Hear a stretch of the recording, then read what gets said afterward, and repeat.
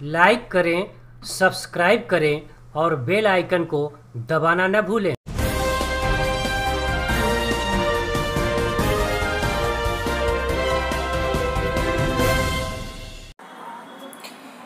तीन मजदूरों की दर्दनाक मौत ने खोला 568 करोड़ रुपए की घोटाले की पोल। ये है मीरा भाईंदर महानगर पालिका। इस मनपा में भ्रष्टाचार होना तो आम बात है, लेकिन आज हम आपको एक ऐसे घोटाले की दास्तान सुनाने जा रहे हैं जो विगत दिनों यदि तीन मजदूरों की दर्दनाक मौतें नहीं हुई होती तो शायद 550 करोड़ रुपए का घोटाले का पता भी नहीं चलता। आप अपने गाढ़ी कमाई का जो पैसा मनपा को टैक्स के रूप में देते हैं, उस पैसे से शहर का विकास होना चाहिए, परंतु दुर्भाग्य और हैरानी की बात यह है कि उस पैसे को मनपा के चंद अधिकारी जो अपना जमीर बेच चुके हैं, कुछ ठेकेदारों से मिली भगत करके सैकड़ों करोड़ रुपए पर हाथ साफ कर रहे हैं। विगत बुधवार 16 जनवरी को मीरा रोड के प्रेम नगर में स्थापित मनपा के सीवरेज ट्रीटमेंट प्लांट में 3 मजदूरों की सुरक्षा उपकरण नहीं होने के कारण दर्दनाक मौत हो गई। 3 मजदूरों की दर्दनाक मौत कैसे हुई, इसका जब पता लगाने की कोशिश की गई तो पता चला कि इस सीवरेज ट्रीटमेंट प्लांट की देखरेख का जिम्मा मनपा ने Subhash project and marketing limited को दिया हुआ है। Subhash project and marketing limited को विगत 23 मार्च 2009 को 525.79 करोड़ रुपए में 10 सीवरेज ट्रीटमेंट प्लांट तथा 107 किलोमीटर सीवरेज लाइन 30 महीने के अंदर बिछानी थी, परंतु कंपनी ने तय समय सीमा में पूरा काम न करते हुए मनपा के वाटर इंजीनियर सुरेश वाकोड़े के साथ मिलकर इस बजट को 1191 करोड़ रुपए तक पहुंचा दिया। बावजूद इसके भी आज तक मात्र 7 सीवरेज ट्रीटमेंट प्लांट आधे अधूरे बनाए गए हैं, परंतु मनपा इन्हें चालू हालत में बता रही है। Subhash project and marketing limited को सभी 10 सीवर ट्रीटमेंट प्लांट को 5 साल तक मुफ्त में देखरेख करनी थी, परंतु वाटर डिपार्टमेंट के इंजीनियर सुरेश वाकोड़े ने 23 मार्च 2018 की महासभा में एक प्रस्ताव ला करके शांति पार्क मल निस्तारण केंद्र, सृष्टि शांति नगर, सेक्टर 3, सेक्टर 8 तथा जैसल पार्क मल निस्तारण के लिए 198.21 करोड़ रुपए मंजूर करवा लिए। अब सवाल यह है कि Subhash project and marketing limited द्वारा तय समय सीमा पर सीवरेज ट्रीटमेंट प्लांट बनाने की विफलता पर मनपा क्यों 568.21 करोड़ रुपए भुगतान किया। इसके अतिरिक्त जब कंपनी 5 वर्ष मुफ्त में रख रखाव करने वाली थी तो 2 करोड़ रुपए महासभा से क्यों पास करवाए गए। इन सबसे भी गंभीर बात यह है कि सैकड़ों करोड़ रुपए की लूट के बावजूद क्यों नहीं सुरक्षा इंतजाम किए गए। यदि सुरक्षा व्यवस्था के इंतजाम किए गए होते तो आज 3 मजदूरों की दर्दनाक मौत नहीं होती।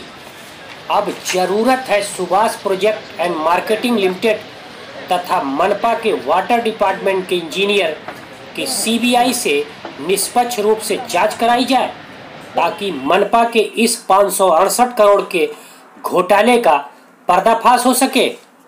जंगम जी, अभी 3 मजदूरों के मौत हुई है और उसमें मौत के जो जिम्मेदारी है जो कंपनियों पर डाला जा रहा है, जबकि इसके अलावा भी इस कंपनी के तहत बहुत बड़ा घोटाला हुआ है। ये 525 करोड़ रुपए का लगभग प्रोजेक्ट था, 30 महीने में कंपनी को पूरा करना था और 108 किलोमीटर इनको भुआरी गटर बनाना था, जबकि इन्होंने 30 महीने में नहीं बनाया तो ये पहुंच गया लगभग 1100 करोड़ रुपए। जब 1100 करोड़ रुपए पहुंच गया और टर्म कंडीशन ये था कि यही कंपनी 5 साल इसकी देखरेख करेगी। 10 प्लांट बनाना था जिसमें से 7 ही बने हैं, वो भी अभी चालू नहीं है, 7 आधा अधूरे हैं। तो उसके बावजूद भी सुरेश वाकोड़े ने 2 करोड़ रुपए लगभग मनपा से पास करा लिया रखरखाव का, जो एक प्लांट पे लगभग 33 लाख रुपए आता है। तो ये जो गोलमाल चल रहा है, इसके बारे में आप क्या कहना चाहते हैं?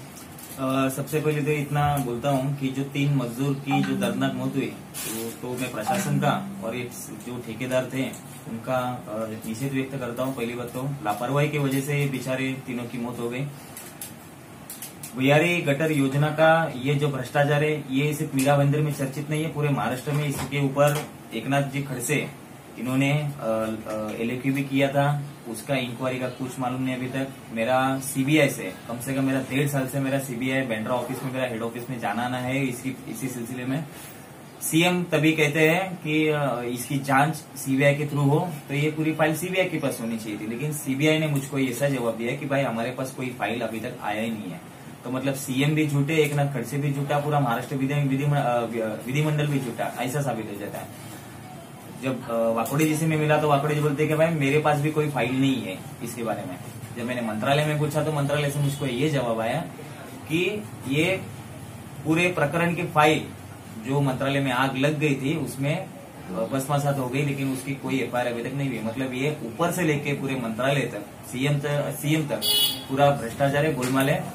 आज भी मीरा भाईंदर की जनता को ये मालूम नहीं है कि भुयारी गटर योजना का शुल्क जो टैक्स आ रहा है उसमें पैसा वसूल भी किया जा रहा है, लेकिन लोगों को कुछ मालूम नहीं इसके बारे में। बस 10-20 रुपया बढ़ के आ गए, ऐसे 10 लाख लोगों के पास ऐसे बिल्स उसके जा रहे, टैक्स में ऐड होके जा रहे, उसके ऊपर कोई ध्यान नहीं दे जा। और पहली बात तो यहाँ के नेता जितने भी नगर सेवक है, और मैं सभी पार्टी को चैलेंज करता हूँ कि इस भुयारी गटर योजना के लिए सर्वपक्षीय एक मोर्चा आजाद मैदान में इसके लिए बैठे, और जितने भी जिम्मेदार लोग हैं, जो कॉन्ट्रैक्टर है, जितने अधिकारी है, उसके लिए आंदोलन करें।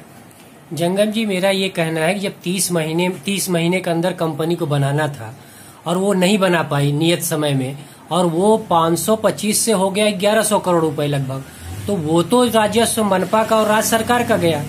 और दूसरी चीज ये मेरा कहना है कि देख रेख के लिए जब 5 साल वही कंपनी कर रही थी, तो सुरेश वाकोड़े ने महासभा से कैसे लगभग 2 करोड़ रुपए पास कराया? इस बारे में आप क्या कहेंगे? ये मीरा भाईंदर महानगर पालिका मतलब एक भ्रष्टाचार का एक जीता जाता पूरे महाराष्ट्र नहीं पूरे देश को एक उदाहरण है। यहाँ पे 2 के ऊपर 2 जीरो कैसा लगाना है और उसका बिल कैसा पास करने का, मैजिक पेन का इस्तेमाल कैसा करने का, ये मीरा भाईंदर महानगर पालिका ने पूरे महाराष्ट्र को सिखाया है। आपको मालूम है कि मैजिक पेन की जादू क्या रहती है? जहाँ पे 20 लाख रुपए पे करना है वहाँ पे 2 करोड़ रुपए दे भी डालते हैं, वो पास भी रहता है, लेकिन जनता को इसका कुछ मालूम नहीं है। जितने भी मेरी तो इतनी गुंजाइश है सभी लोगों से जो जागरूक लोग हैं कि इस विषय पर सब लोग एकत्रित होकर इस पूरे भ्रष्टाचार के इस पूरे चेन को, इस पूरे स्कैम को उजागर करने की जरूरत है। और जितने भी लोग हैं, क्योंकि ये पब्लिक का पैसा गया है, ठीक है, राजस्व 525 और 1100 कितना अंतर हो गया? कम से कम 550 करोड़ तो ऐसे ही, फिर भी अभी तक स्कीम पूरी नहीं हुई। उस स्कीम के लिए वापिस से अभी और 200-250 रुपया कर्जा लेगी महाराष्ट्र सरकार से वापिस से मीरा भाईंदर माने।